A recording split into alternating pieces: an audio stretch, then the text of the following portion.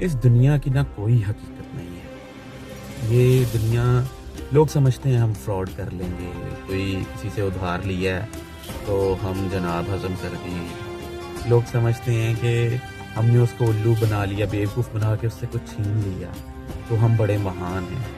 ये कब्रिस्तान से गुजरो, हज़ारों लाखों के हिसाब से कब्रें हैं, लोग दफन है, मरे पड़े हैं। तो जिन्होंने फ्रॉड किए वो भी मर गए और जिनके साथ हुए वो भी मर गए।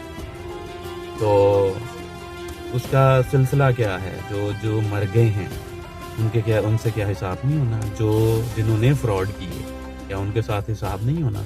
सबके साथ होना है। और अब जो मरे कब्रिस्तान में पड़े हुए हैं, अब कौन विनिंग पोजीशन में है? वो जिन्होंने फ्रॉड किए थे या वो जिनके साथ फ्रॉड हुए? एक बिल्कुल कह लें कि ये इस तरह की हकीकत है कि हम हमारी उम्रें देख लें, 30+ हो गए हैं हम, पता भी नहीं चला ये 30-35 साल कैसे गुजर गए। 10-15 साल रह गए, 50 साल। 50 साल वाले बंदे को हम अंकल, एजेड, बूढ़ा कंसिडर करते हैं। और क्या पाकिस्तान में क्या रेशो है डेथ की?